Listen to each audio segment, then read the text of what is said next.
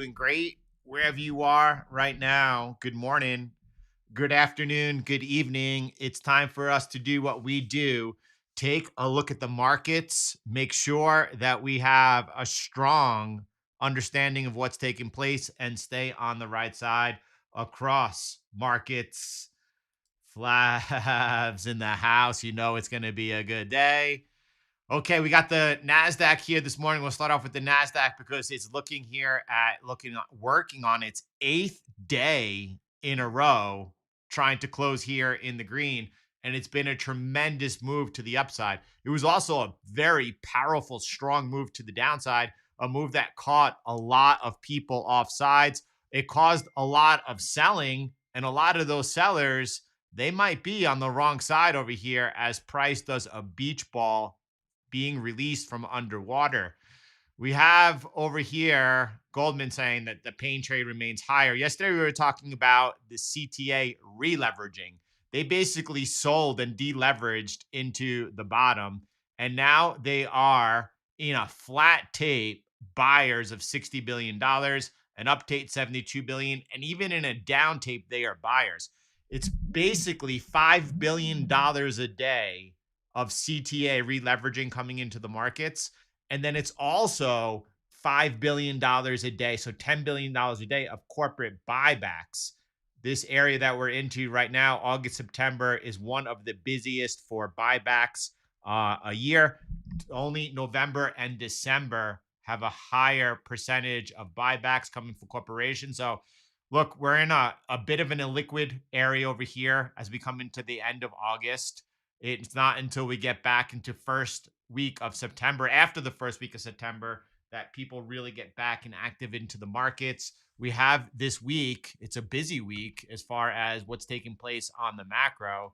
We got forget Jackson Hole, it's at the end of the week. Before that, we have the FOMC minutes on Wednesday, and then also jobs revisions. So we're going to visit that in 1 second when we talk about Bitcoin and the jobs revisions. So just keep that in mind. And true to form, as in real time, we've been saying the whole year, this is going back to January, February, March, knowing the data was fake and how do you navigate the market? Some people might be wondering, well, why do they even release data if it's fake? Well, how else are they going to manipulate the markets?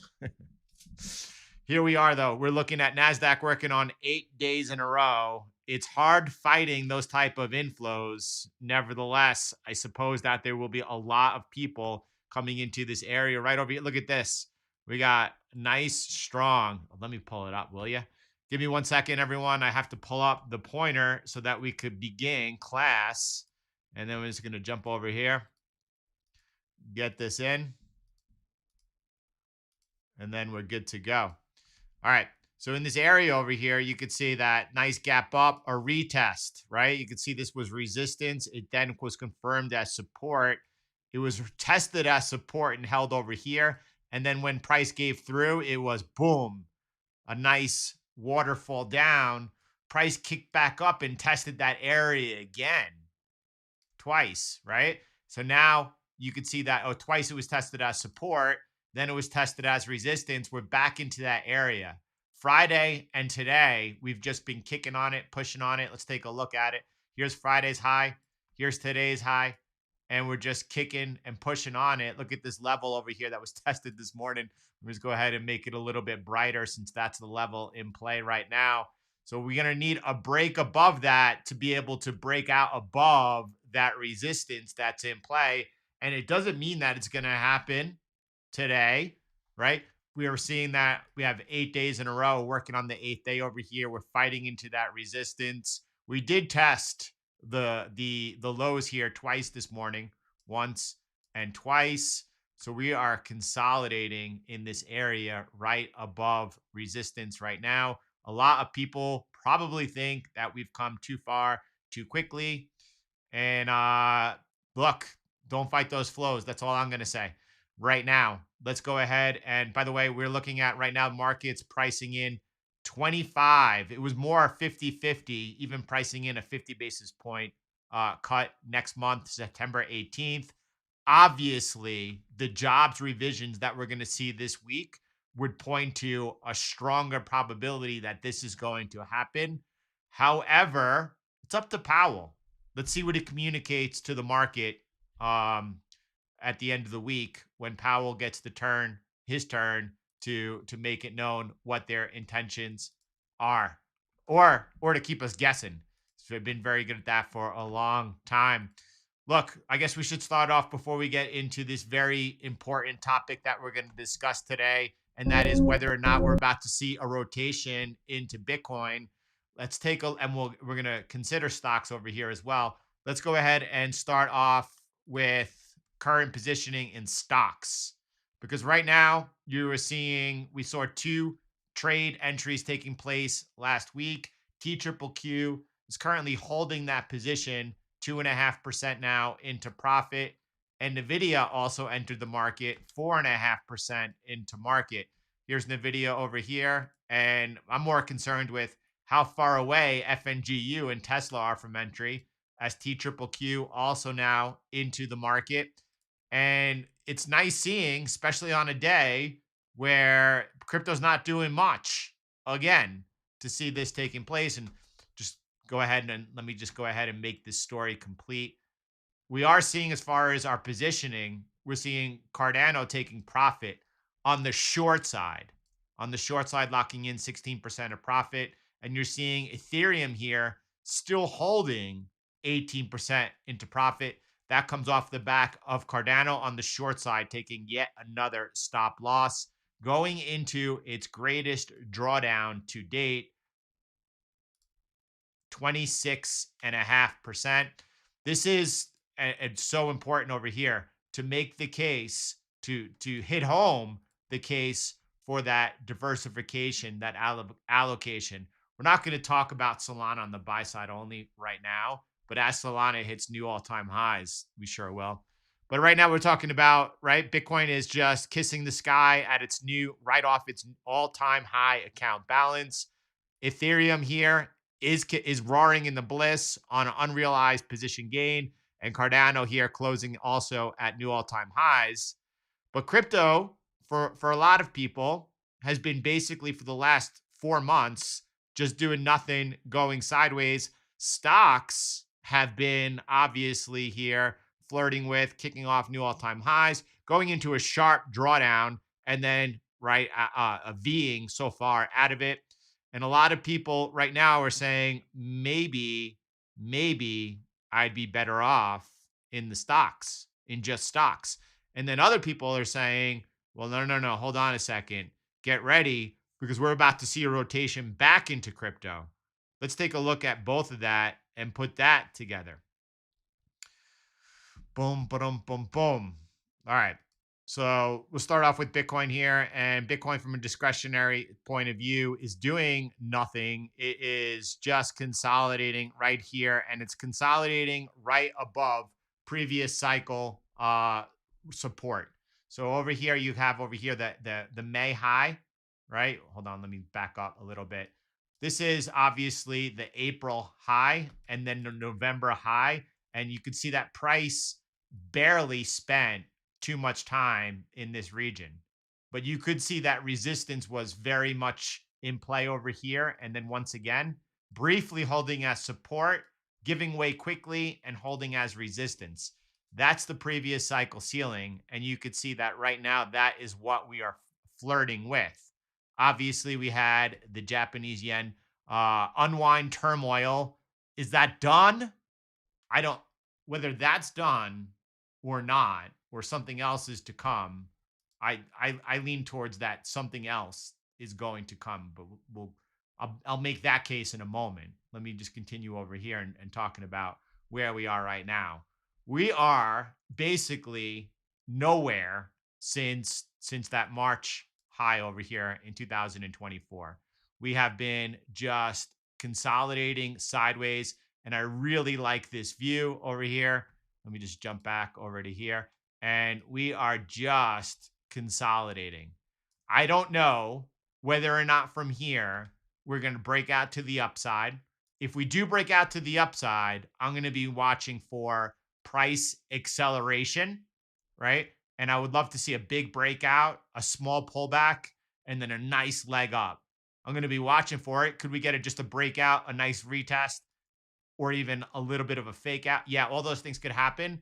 And at the same time, I'm going to be super hyper focused on an invalidation. If we get a breakout, it's not assured that you get a nice strong move up. I hope after this consolidation since mid-March, that's exactly what happens, but I don't know that's going to happen. So I will be watching for both. I'm always watching for where my risk is. On the downside over here, we are not out of the woods just because we've wicked down below and have since came back into the midline. Notice that this happened obviously on the Japanese yen unwind. It also happened across equity markets. Equity markets really kind of not only faked, it was real, but it was overblown. But they faked that move to the downside. There was a lot of selling that took place from CTAs, from technical traders, and then you saw that it was a fakie as price has regained and made some sharp repairs. Yes, it's into resistance here this morning. We looked at it. It looks like it's getting ready to break above. I wouldn't be surprised if it breaks above, but the timing on that is obviously everything. And you can see that once again, Bitcoin and crypto are lagging, and the love is towards stocks. This is not surprising. This is something that we saw occur at this particular time in 2019. Now, this is going back to April. This is not like as it's happening now, pointing out. Since April, we've been like, listen, I know a lot of people are telling you that we're about to like see a massive bull run, that we're about to see alt season kick off. And I don't know. We are watching to see if it does, because technically we have just entered into a period. This is over here back in April in here, where in the past, when that has occurred, we've hit into a nice launch phase. When we broke the yellow line, the outermost trend line resistance, and then broke above the green line, the 0.786 retracement fib, it has been party time. However, just exactly as we're doing, saying if we were to break out above, if we were to break out above this area over here, expectations are that we make a big leg up. I'll be watching for the breakdown. I'll be watching for the invalidation, I should say. And the same thing that we did over here in this area over here. As soon as we were in that party time, as happened in the past zone, what I was looking for was an invalidation. And we have this line, this green line that was drawn in. And after being tested once over here in April, it then obviously wound up breaking into June. We didn't want to see that. It doesn't mean that the party's over. You could see that we have not traded below the 0.786 retracement fib. If you go back 2 cycles, you could see that we had this sharp move up, a move down into the 0.786 retracement fib, some trouble taking off, like just and then finally and ultimately making the new high. And then you think that was easy and it was over? No way. Look at that. Another 25% pullback. Nothing easy about any of it. But technically, we did have one major technical breakdown. And then you could see that we came into the top resistance once again. And then it looked good here. We were positioned on the long side at this particular moment in time.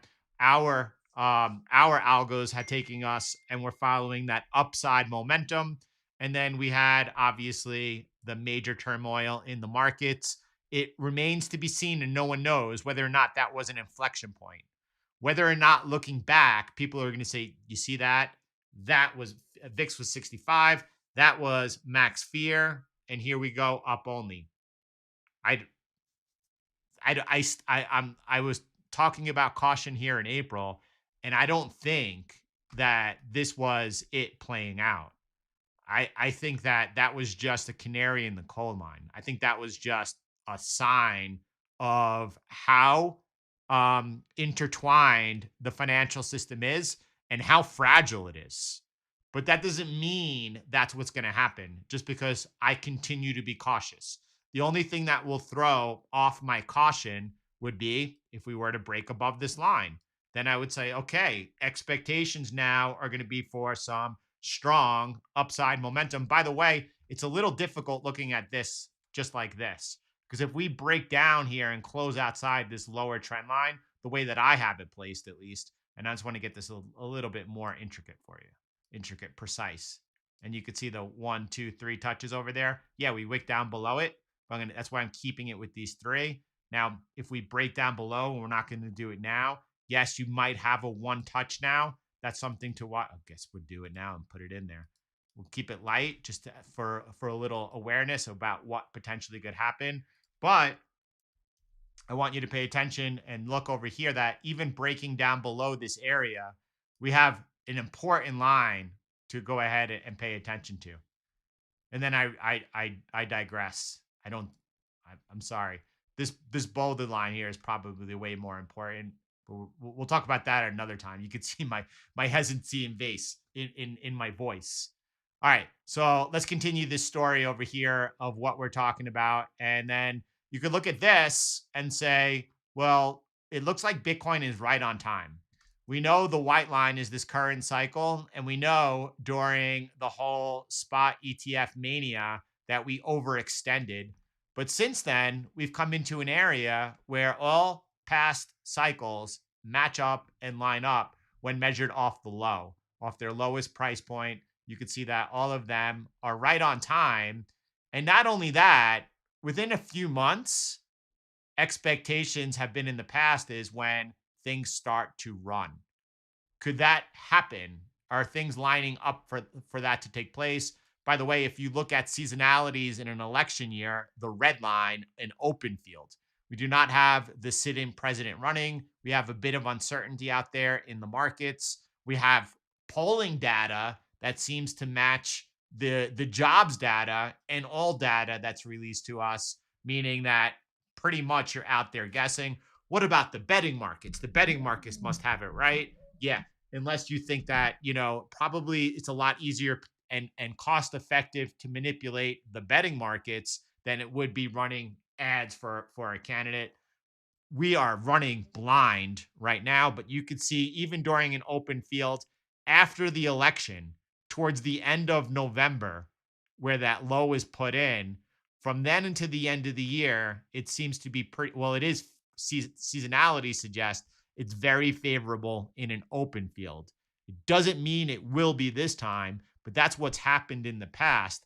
That lines up very strongly. Here's the November. That was the end of October or mid-October when in the past they both started screaming up. Do I think that's going to happen then? No. Do I want to be aware of that and pay attention in case? Yes, is likely. And if that is happening, does that mean more importantly that we've broken above this trend line resistance here? Yeah. Do you think it's worthy of putting it all together? Absolutely. What about that pullback in November, right? Don't forget, these were also election years. Now, it wasn't an open field. And going back and I'm trying to check in my mind if it was or it wasn't. I'm not sure if it was an open field or not, but you see the pullback over here, and then you see at the end of November and through December, seasonalities for crypto are generally very strong at that particular point in time. Might this zone over here, if something like this plays out, might this be a particular time when we see crypto outperforming stocks? I imagine so. I would think that if there's a moment that it's going to happen and you're trying ahead of time to zone in on that, this is a good and high probability of that occurring. Now, I wouldn't leave it there and let me get to the conclusion later on to tell you why I wouldn't do that. But for now, just an open possibility. We have over here a post on the X. Central bank liquidity might break through the descending trend line, which means the end of quantitative tightening. Now, I don't know personally if technical analysis on central bank liquidity is going to be able to pinpoint when quantitative tightening ends. But I do know that we've pointed out that, and by the way, after this post, the next day, Murad then went ahead and then he was able to add central bank policy to this as well. including rates and also quantitative tightening. Quantitative tightening was running at this particular point in time, and it was right before their first cut. And we've been talking about for the longest time now where we think we are in cycle and what happens next. By the way, I do not think what happens next is like all of a sudden QT stops and then there's like a return to like printing, to quantitative easing, outright purchases of treasuries. I don't think that's what's in store. What I think happens next, and I've been consistent about this for the past, I think, 18 months, is that there will be some type of an event that occurs that's going to cause either the Treasury to step in with some type of yield control. I don't think that's what happens. I think that's getting set up for when things get really bad in the future.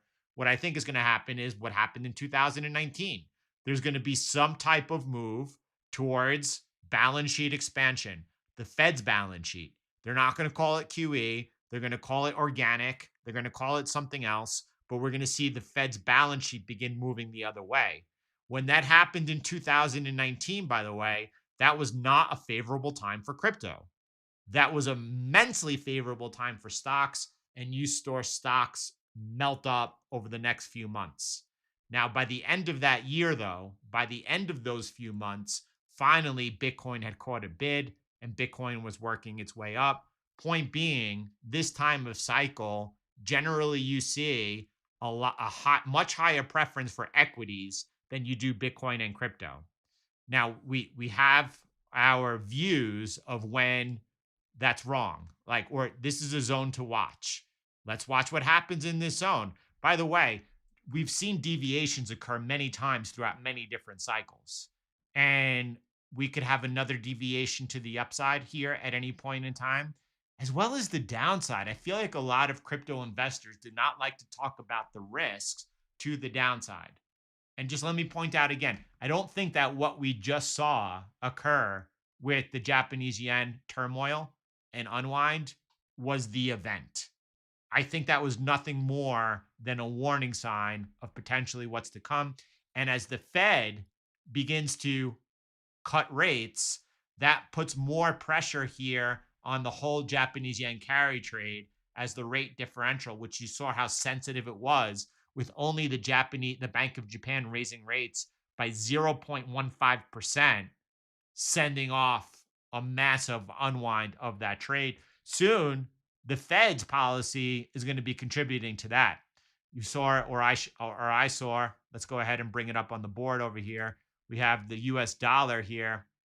We got the breakout above here on the Nasdaq.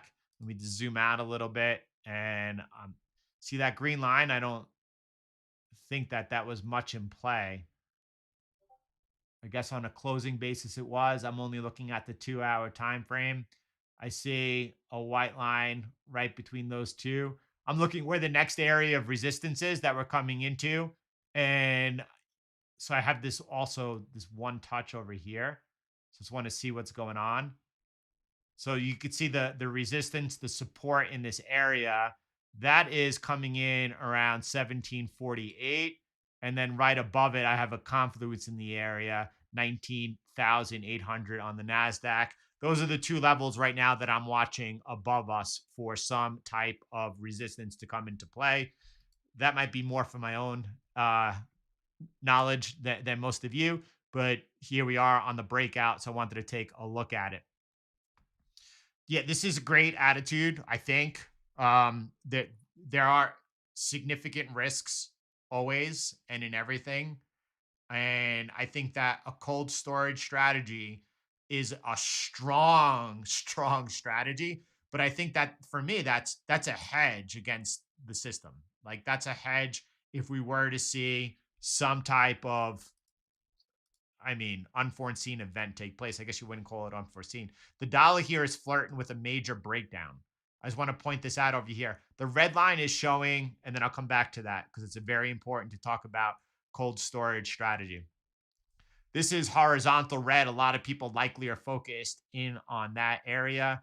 I am more focused on this trend line over here. 1, 2, 3, or the third test right now coming into the market. if this breaks, if the price closes down below here, the dollar looks like it could be in for a strong leg down, and we'll see DXY trading below 100. So this is just a pretty big leg down. If we close below it, it will be a big breakdown. It's held ever since last summer, 2023. So for 1 year now, that would be a big breakdown. So I'm just trying to pierce that together and figure out how that plays into everything. And I don't know. So I'm just going to zoom out over here. I want to see what was happening in 2019, right around before the first cuts with the dollar. So that's over here into July. And you could see right before the first cut, you were seeing the dollar here under pressure. Then as the cuts began, dollar going bid. Luke, aka Lukastis, has given some macro insight onto why that occurs that I can't remember. So watch out, because right now you could be in a situation where you see, just like we saw on the equity markets, some big technical breakdowns, a lot of people changing their bias strongly, expecting acceleration, and then getting caught off guard around the time of the cuts. I think we'll have to spend some more time and poking a little bit more about what our expectations should be on the dollar coming into the cut, though, or expected cut. You could see the dollar right now under pressure. I don't Net at this time. That's a good question. I don't know at this time of cycle, though. Right after that, as they began cutting, you did see the dollar, oil, and gold and Bitcoin finally, last Bitcoin, begin running up. It was not Bitcoin into November, December of this month that it began running up, of September 2019. Let's take a look at a chart of oil and take a look and see what it was doing at that time.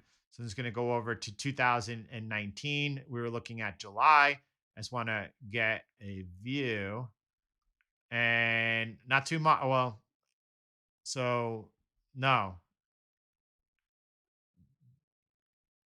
it's a decent move, right? Strong move down, up, down, just really a lot of consolidation. So I just wanted to take a look what's going on, and that's just sideways in a big range. Is it much different than what's occurring right now? I don't know. So this is a great question. A lot of people believe as the Fed begins cutting rates, it is a really good time to be looking at small caps. A lot of people, and not just a lot of people, Mark Miniverni is one of them, and he's a market wizard. Strongly setting up and looking for, and probably has been accumulating ahead of time, expecting that cut to come in. And the question is, for me though, is, and I think that this week, we get a lot more of an answer to this question.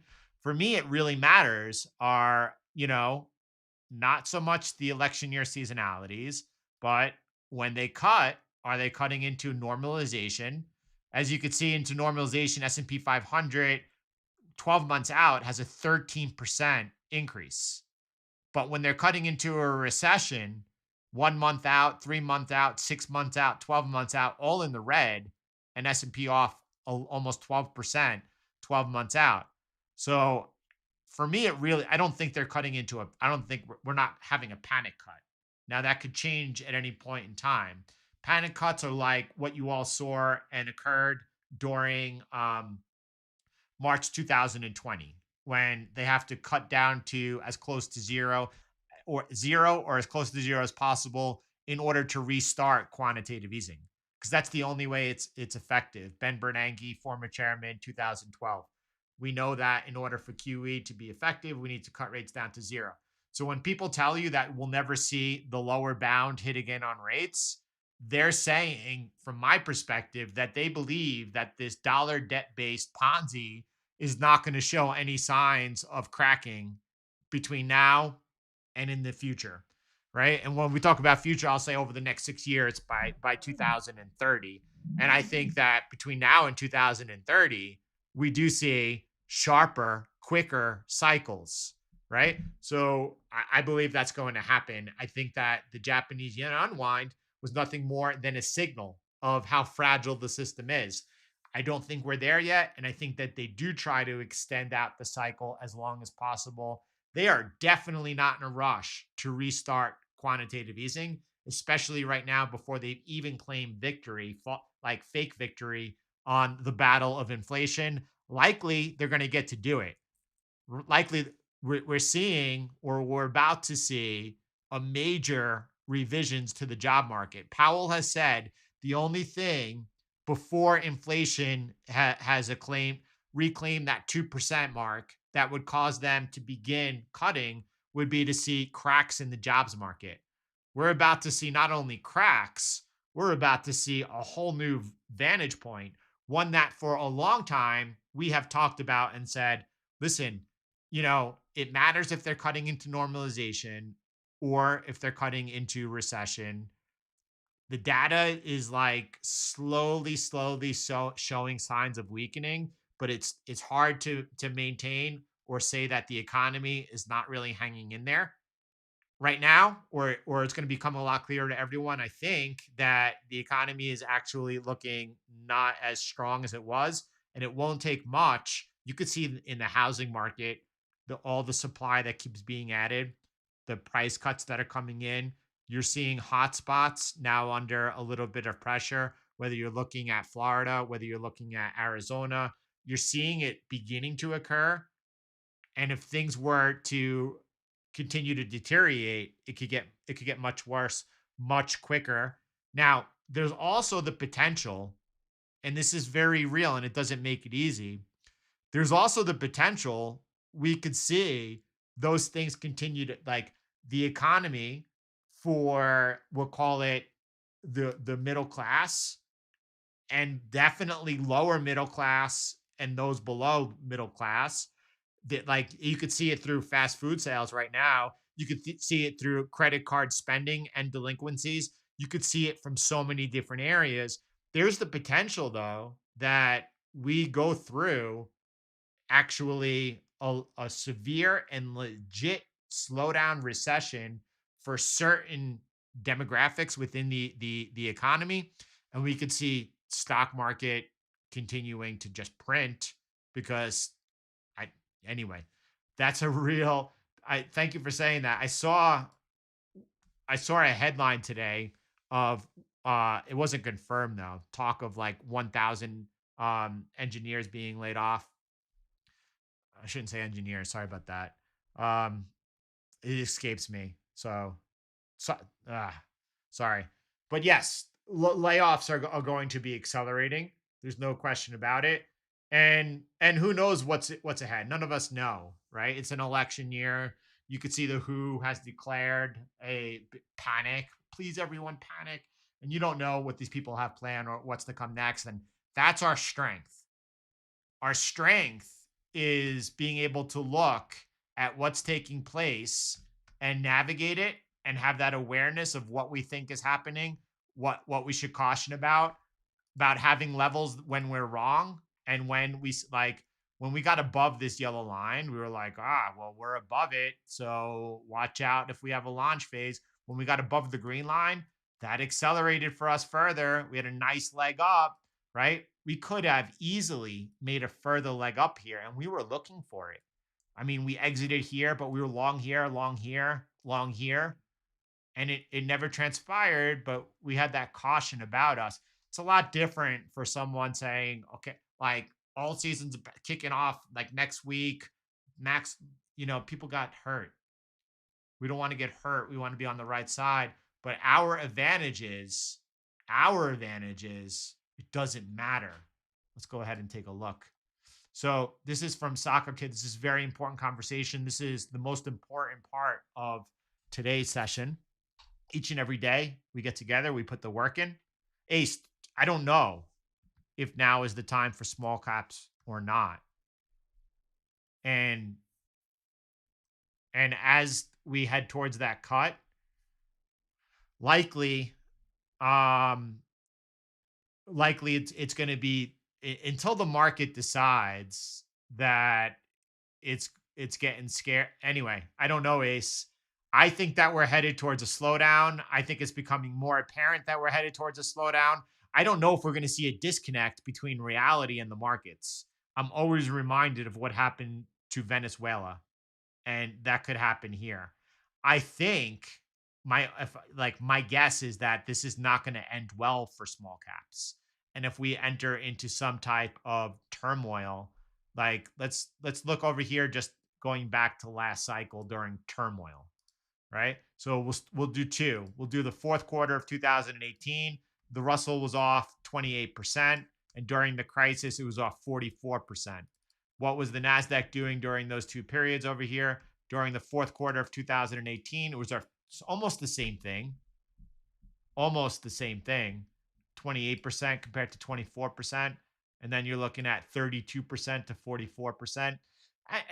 Yeah, the Russell felt more pain, but it wasn't anything too significant. What happens what happens until that is likely. Are we likely to see as the rate cuts begin? Is there a chance? Is it likely we're going to see new all-time highs in the Russell? I would probably bet on that, and then I would probably also bet on that when like things get crunchy, it's going to also get hit pretty bad. Um, Absolutely, it's absolute honor and pleasure.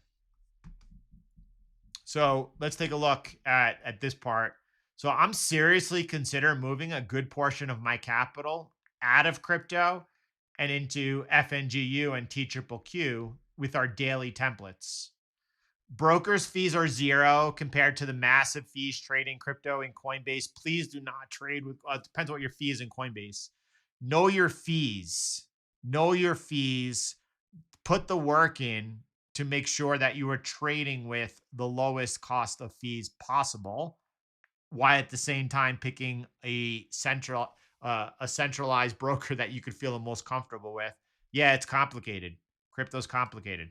Brokerage fees are zero compared to the massive fees trading crypto on Coinbase, and the custody risk of a centralized exchange is a non-zero factor. Yeah, it's non-zero. Do I think that I think most people feel comfortable with Coinbase. Should they not feel comfortable with Gemini? I don't know. Gemini had that issue with their earning platform, and yeah, it gets complicated.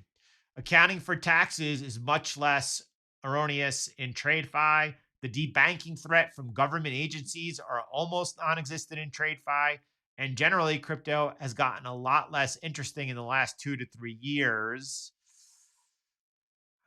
I don't. Yes, it has, but I don't think that's the end of the story, especially when you think about in this context. I'm just going to read it to you because I think I have it actually bookmarked.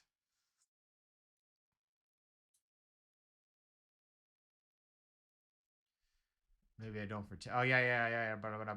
How does Bitcoin continue to have diminishing returns when less than 1% of global capital has allocated there? And there's only 6% of the new supply left. Diminishing returns is not a thing, which will one day be proven correct. But it doesn't mean this cycle that we won't see diminishing returns. And if you had to ask me, as far as how I would speculate, I would say this cycle, that before the next halving, that the Fed is going to need to return to outright easing. So that the other people don't feel like that. Other people feel like this fresh wound of inflation was so severe that the Fed is not going to return to easing. I don't think that, and I don't believe that. And if that were true, then really and likely you would not see the Fed cutting so early.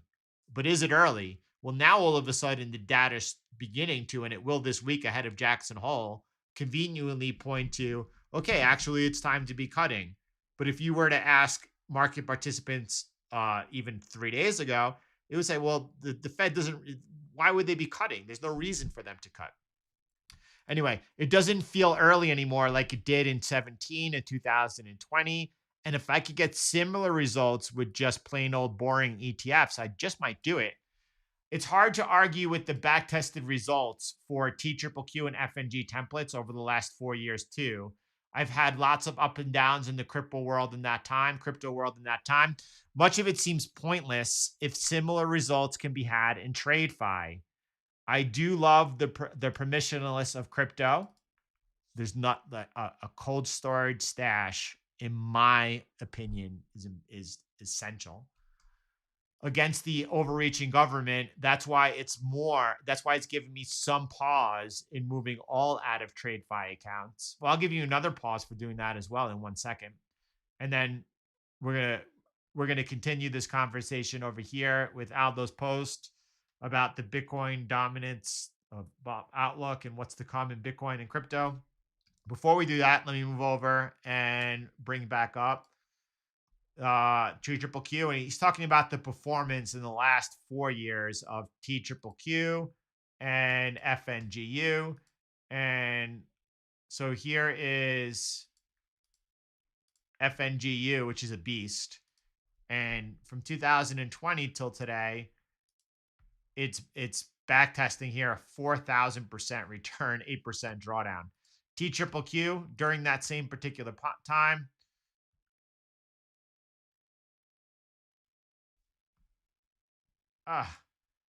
Peter, I didn't even see you over here. Great to see you on a lot. In my opinion, the Russell 2000 looks similar to November of 2009, November of 19,099. Let me know your thoughts. All right, Peter, I hope you're still here. I don't know if you're still here, but if not, I will go ahead and kick this back to you. And let's continue that conversation for a moment. And then before we do, let's do this right. And we got a couple of things to bring up over here.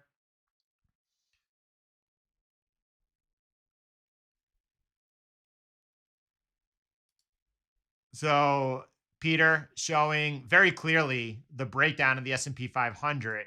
We were looking at just before the Nasdaq with a little bit horizontal resistance as came back into it, but it's a beautiful rising channel over here. The breakdown, which after, I mean, it's clear now that that was a false breakdown back into the trend. He's also pointing out this morning over here, if you look at the credit card default, wow, lots of posts. Peter's active. Peter's also pointed out, good, that because we were just talking about the situation as far as whether or not we're cutting into normalization or cutting into a recession. He was bringing up a really good data point, which I'm having a little bit of trouble finding. So let me bring it up like this, because I think it's really appropriate for the conversation today.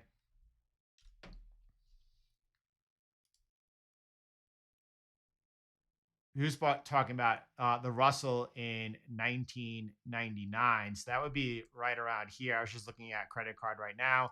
Now, today you're looking at delinquency rate is rising almost to 8%. So you're not only seeing delinquency rate high, you're seeing that amount of debt in credit cards also extremely high.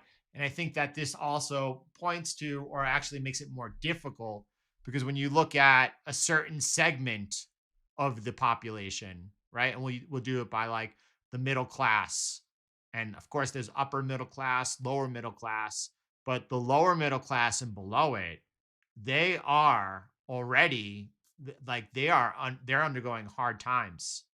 And I think one of the most difficult things in macro is trying to separate the economy from the markets. And it's hard to say what the markets are going to do next. If you ask me, it looks like that we are headed into a slowdown, and the Fed is cutting into slowdown. But doesn't mean that the markets are going to because of that the markets are going to be under pressure. That's the hard part. That's the real hard part over here. From 2020 to the present, TQQQ 960. A lot of people are attracted to like the most possible potential. That's a really good return. That is not only more than getting it done, it is outperforming the best of the best, whether you're talking about Buffman, Parrish and Square, Ray Dalio, whether you're talking about Paul Tudor Jones or even the great Jim Simmons of Renaissance Technology. If you look at what Bitcoin and crypto have done during that similar point in time, since 2020 to present, because we're trying to compare. If I could do it in TradeFi, do I need to do it in Bitcoin and crypto? This is different than cold storage stash. This is obviously looking to trade. Since 2020 to present, you're looking at, not as big as FNGU, much bigger than T triple Q. Now that would be different if you looked at Ethereum, which is going to outperform by a large margin. Bitcoin obviously is further along the adoption cycle. It is for sure in that facing reality stage. It is just getting ready to jump the chasm. We are looking right now at the beginning adoption of the early majority. You're still an early adopter.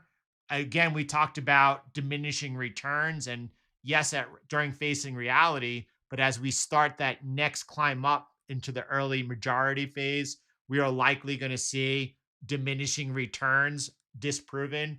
1% of the global monetary supply invested into Bitcoin. There's a lot of room for growth over there. So, when we talk about recessionary data, and we're about to see this week the jobs revisions, is that going to be enough to be considered recessionary data? It's definitely gonna point towards and leading towards, yes, we're definitely into an area where the Fed now has to actually meet the other part of their mandate, and they could change their monetary policy. Is it enough to say that we're headed towards a recession yet? People like yourself, Peter, I'll let you all break down the data for us and give your thoughts and opinion on that after we get the data. So look, we could point to, and I want to point to certain areas where we do see, like the hot zone occur of Bitcoin, and at that particular point, it's going to be outperforming the stock market and stocks.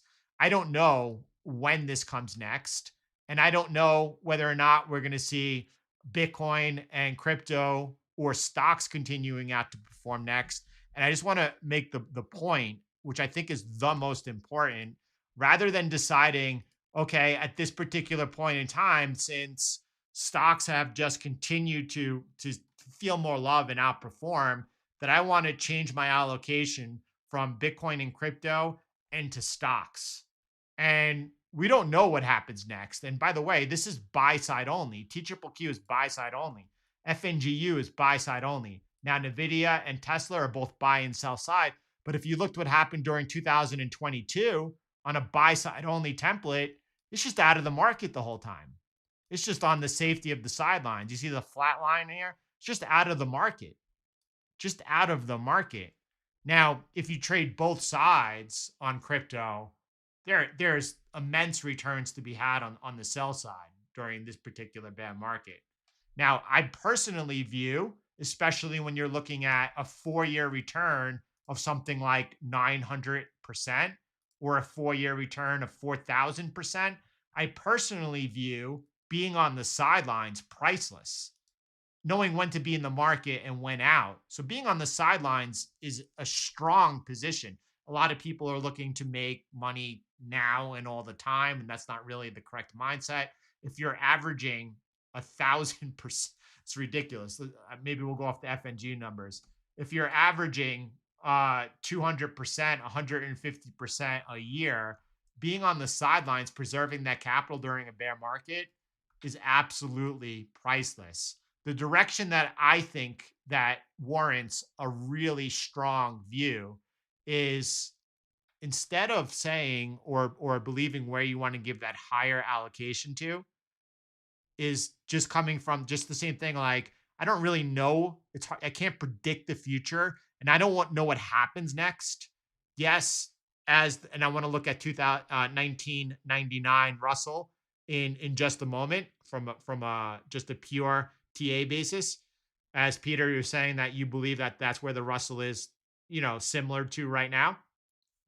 But regardless of what happens, I think that having an allocation to Bitcoin Ethereum through a trading perspective, and as well as stocks, that's the place that you want to be because you, me, or anyone else, regardless of what their thoughts were, regardless about whether or not they were able to get one portion of the cycle correct, yeah, we were looking for some type of caution in this area.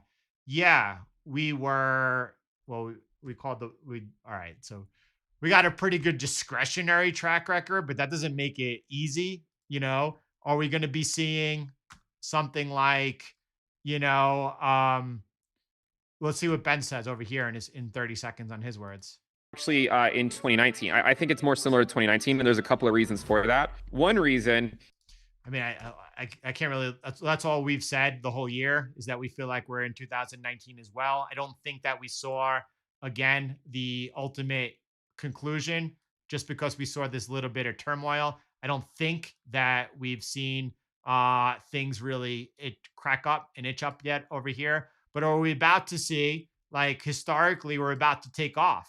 Rational Root pointing out that, like, if you line up Bitcoin cycles, uh, the having progress and where we are right now, and we could just view it from this perspective over here, but historically we're in an area where we're about to take off. Well, that doesn't mean that we're gonna take off this time. And just let it be had and said one more time, as you all know, Bitcoin's never been through a recession. Yes, April 2020, the technical recession that it went through. I mean, you were seeing outright easing occur at the time, and you saw the ramification shortly thereafter. Bitcoin's never been through the business cycle being allowed to play out. And that remains a caution. It's why that there are some people who believe that this cycle we will see diminishing returns, and it's the cycle after we don't. Again, if you had to ask me, I would think that before the next halving, we're going to run into a situation where central banks are going to be forced to have to return to that outright easing. But that's just pure speculation. We don't know whether or not that's going to happen. But trying to, and then of course Parabu has a chart that everyone's familiar with, and where we are right now in cycle, and I guess we're over here somewhere now, right around here, in past cycles, and just because this has played out so well in the past, it doesn't mean that it's going to, you know, um, bringing it back, and the most important piece here is where I want everyone to really consider focusing on is, instead of determining, do you want to be, and people might have really good reasons for preferring TradFi over the uncertainty of government regulation and or centralized exchanges, knowing it's too expensive to trade on dexes. Other people in other parts of the world don't have those issues and or problems. They're able to trade with sexes with centralized exchanges they feel very comfortable with and whatnot. But you could make the case of why people prefer TradFi, looking at this from a perspective about which is going to offer the more opportunity when that is uncertain, that I don't know, that no one knows. So I think that actually, in the same way that we trade not only stocks with the different allocations between the two, because you don't know which time, like, here's Nvidia running why FNGU is going sideways, right? Here's Nvidia running while T-Triple-Q is going sideways. Here, Tesla is doing the heavy lifting. And the same thing with Bitcoin and Ethereum and Solana and Cardano. At different times, the flows are more favorable to one. The same concept, it takes place with both Bitcoin and then stocks as well. And here's an example. You're looking at Bitcoin here just going sideways and on the sidelines, and then Nvidia really taking off. Over here, Tesla recently, as both Ethereum and Bitcoin are out of the market, roaring up here. So that is where I think, just a balance perspective, when you're talking about whether or not it's on stocks and or Bitcoin and crypto, having the potential here to well outperform the best of the best. I don't think that you should be like trying to figure out how could I get the most, but I think you should be thinking, how could I do getting it done and doing it in the smoothest, safest way possible. That's what I think. Let's take a look and have a little bit of fun and take a look at what took place on the Russell during 2019, 19,000. I can't even say these dates. Sorry about that. During 99. So let me just jump back over here. And what am I going to have to pull up to get the ticker? That's 3 times. It'll still give me the. Who's got a ticker for me?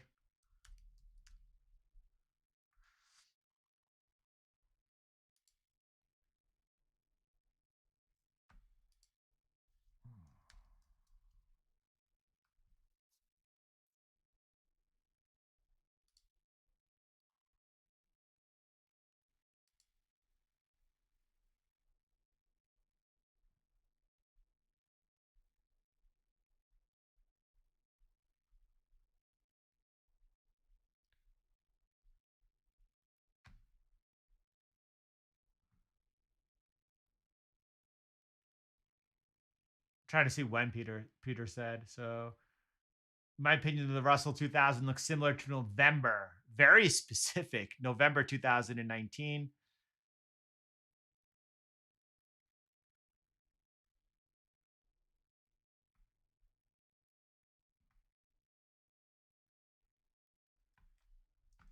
So I think that what Peter is pointing to is this area over here, right? November 2019, somewhere in this area.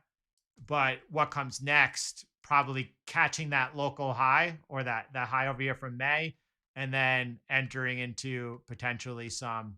Well, that's tough to navigate. I'll tell you that much. I'm not really sure. I'm not going to put words in his mouth, but I think that kind of correlates very clearly to talking about us taking out this high over here and then going under pressure. So I think personally, if you ask me, that unless the market very quickly turns sentiment and is saying we're like after like Fed's beginning to cut, they're cutting because they're worried. If you look at the jobs market, all of a sudden the revisions show us a completely different picture. And then like all of a sudden you start seeing like a slowdown in retail. You start seeing maybe a further crack in housing, and then you start seeing the consumer coming off, right? And then all like GDP numbers coming down because all of a sudden the the the uh the war machine is slowing down a little bit. Very quickly the picture can change, and if they start talking about like they're cutting into a slowdown, then or the market begins the trajectory of a slowdown, Russell will probably come under pressure. Assuming that's not going to happen so quickly, which I don't think it will, then likely is going to be perceived as quite bullish, cutting into the Russell into the cuts, and likely we see a new high taken here on the Russell. And then after that is when I would be watching for a break at a big technical breakdown, as I expect that. Well, timing that's hard. We'll time it together as best we could. This is the metals. Who's got a ticker for me? RTOI doesn't go back that far. We only go back over here to 2017. Luke, we were wondering the reason why into the first cuts that the DXY should go from being under pressure to go bid. I know you've shared it with us before. So I'm just trying to pull up a chart over here of the DXY. Luke's talking about the breakdown.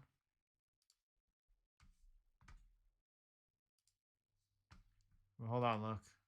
So we had our eyes on this first, Luke, and we were watching that this area since last summer, last July. This trend line has now been tested, or is being tested 3 times, and a breakdown below here likely send this down under 100. But then we were looking back at where we were in 2019 last cycle into those first cuts over here. And you can see that the dollar in the summer of 2019 was doing what it's doing now. Into those first cuts was under pressure. And then after the first cuts, you saw the dollar put in a low and begin to move up. BTC almost reset. It didn't almost enter long, but it almost reset.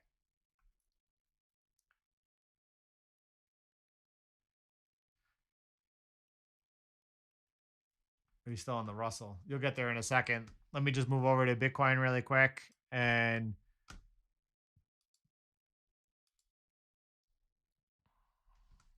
you can see over here. So I'll guess long side only then.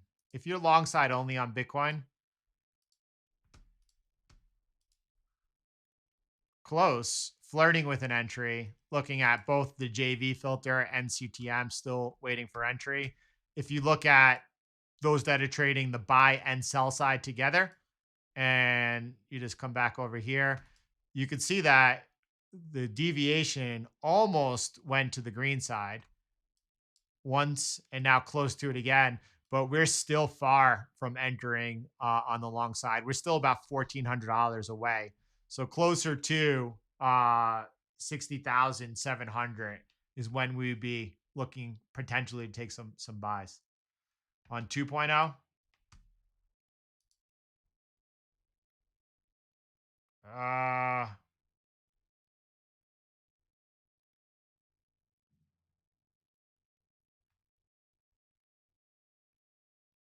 but is it buy side only, Michelle? Are you buy side only? I don't know what this was doing inter-trade. I'm looking at where it closed as this was off the high. It could have been, but obviously no entry.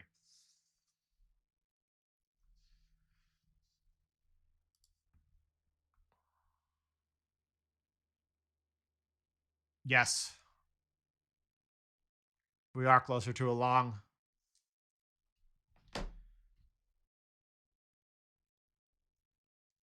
Bitcoin now trading up to 1% on the session. Solana keying off. Luke, we need more information. We need to know what expectations are, not now, as the dollar looks like it's getting ready to break down over here. Dollar looks like that it's flirting with an area that if it breaks down, if it doesn't hold, we could see a pretty strong follow through and acceleration. A lot of people at that particular point in time, especially under the psychological whole number 100, might be really, really, really, really, you could see sentiment turn really sour and quickly, strongly on the dollar. But I want to know what happens into the cuts.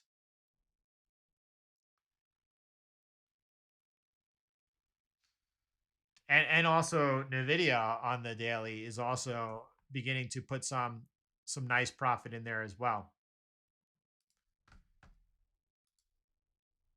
So Nvidia up 5% on its last trade, and the teacher book you 3%.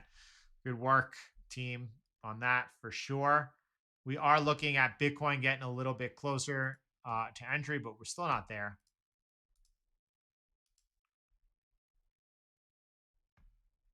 We're just completely on the sidelines over here on Ethereum, still holding this open trade, getting close to locking in a nice trade here on Ethereum. Nice double digit on the short side on Ethereum. Cardano just locked in profit. And then Solana, let's hope it, it's been very, very difficult on the short side for Solana. So as it's going through this massive long range since March as well, let's see. And hopefully we get some type of resolution soon, one way or the other.